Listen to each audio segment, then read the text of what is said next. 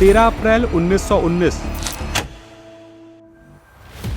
दिन था बैसाखी का, खुशी का, उल्लास का और अन्याय के विरुद्ध आवाज उठाने का। लेकिन यह दिन इतिहास में हमेशा के लिए अन्याय के एक निकृष्टतम अध्याय के रूप में बदल गया। इतिहास के पन्नों में एक काले दिन के रूप में दर्ज हो गया। फायर के आदेश के साथ शुरू हुए इस दिन ने न केवल भारत बल्कि मानवता के इतिहास को ही सदा के लिए बदल दिया। इसने अंग्रेजी उपनिवेशीवादी सत्ता के माथे पर खून का ऐसा दाग लगाया कि इसके दाग आज तक नहीं धुल पाए।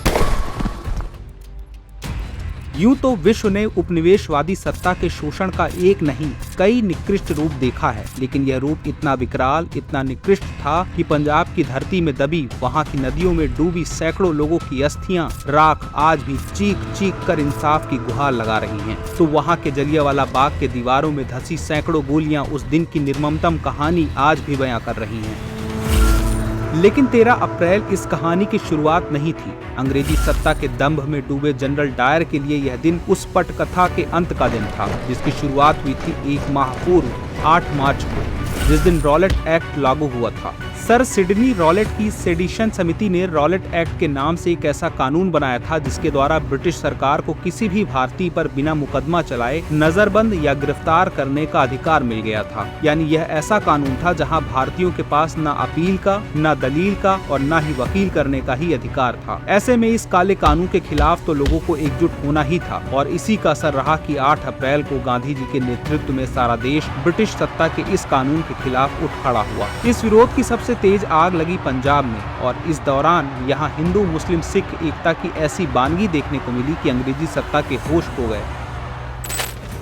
लेकिन पंजाब में विरोध का यह दावानल तब और दहक उठा जब 10 अप्रैल को अमृतसर के 2 बड़े सामाजिक नेता डॉक्टर सैफुद्दीन किचलू और डॉक्टर सत्यपाल को गिरफ्तार कर लिया गया। इसके विरोध में पंजाब में जगह जगह छिटपुट हिंसक वारदातें होने लगी। इसे देखते हुए सर माइकल ओ डायर ने 11 अप्रैल को लाहौर और अमृतसर में मार्शल शासन लागू कर दिया, लेकिन इस आदेश को अमृतसर तक पहुँचते पहुँचते समय लग गया। आदेश वहाँ 14 अप्रैल को पहुँचा, तब तक बहुत देर हो चुकी थी।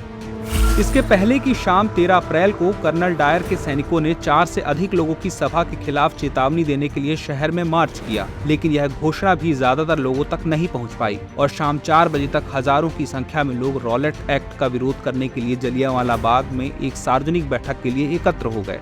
यह बैठक एकदम शांतिपूर्ण और भीड़ निहत्थी थी, लेकिन डायर के सर पर तो जैसे खून सवार था।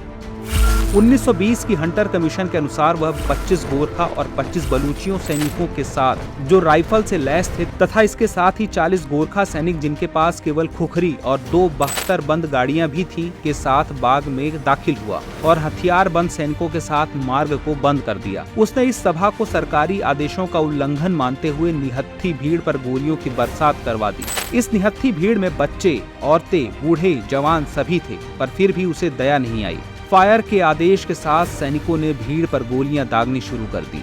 यह गोलियों की आवाज तभी थमी जब तक सारी गोली खत्म नहीं हो गई। अनुमान के अनुसार इस दौरान कुल 1650 राउंड फायरिंग हुई, यानी प्रति सैनिक 33 राउंड। उस वक्त बाग में करीब 10 से 12 हजार की भीड़ जमा थी।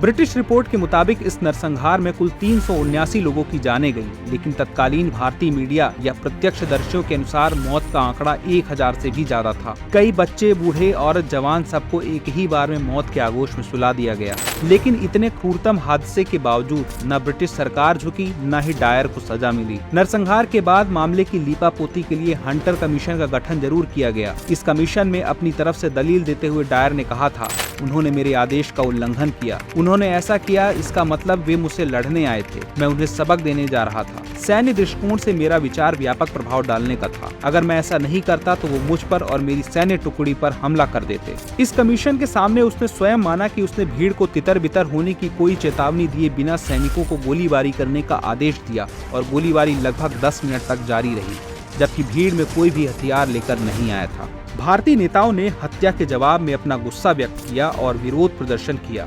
नोबेल पुरस्कार विजेता कवि रविंद्रनाथ टैगोर ने अपनी नाइटहुड उपाधि छोड़ दी तो गांधी ने अपने पदक लौटा दिए। कांग्रेस द्वारा भी जांच आयोग का गठन किया गया। सबने डायर के खिलाफ कठोर कार्रवाई का आह्वान किया, लेकिन हंटर कमीशन द्वारा डायर और ओ डायर दोनों पर अत्यधिक बल उपयोग के लिए केवल फटकार लगाई गई, लेकिन सजा नहीं दी गई। डायर को 6 महीने की छुट्टी दी गई। वह इंग्लैंड लौट गया। वहां उसके लिए एक फंड भी बनाया गया जिसमें उस दौरान लगभग 26,000 पाउंड की राशि जमा हुई। इस घटना ने भारतीयों को अंग्रेजी चेहरे के असली रूप से रूबरू करा दिया। इसने स्वतंत्रता आंदोलन की दशा और दिशा दोनों बदल दी। अब आंदोलन और तीव्र हो गया और कुछ ही समय बाद एक बार फिर असहयोग आंदोलन के रूप में देशव्यापी आंदोलन की नींव पड़ गई और मात्र 27 वर्षों बाद अंग्रेजों को भारत छोड़ने के लिए मजबूर होना पड़ा। लेकिन आज तक इस कहानी के नायकों को उनका इंसाफ नहीं मिला, न ही उस बाघ को उसकी पहचान। सुभद्रा कुमारी चौहान ने अपनी कविता में ठीक ही लिखा था, यहाँ कोकिला नहीं काग हैं शोर मचाते, काले काले कीट भ्रमर का भ्रम उपजाते, कलियां भी अध खिली मिली हैं कंटक कुल से, वे पौधे व पुष्प शुष्क हैं अथवा झुलसे, परिमलहीन पराग दाग सा बना पड़ा है, हाँ यह प्यारा बाग खून से सना पड़ा है।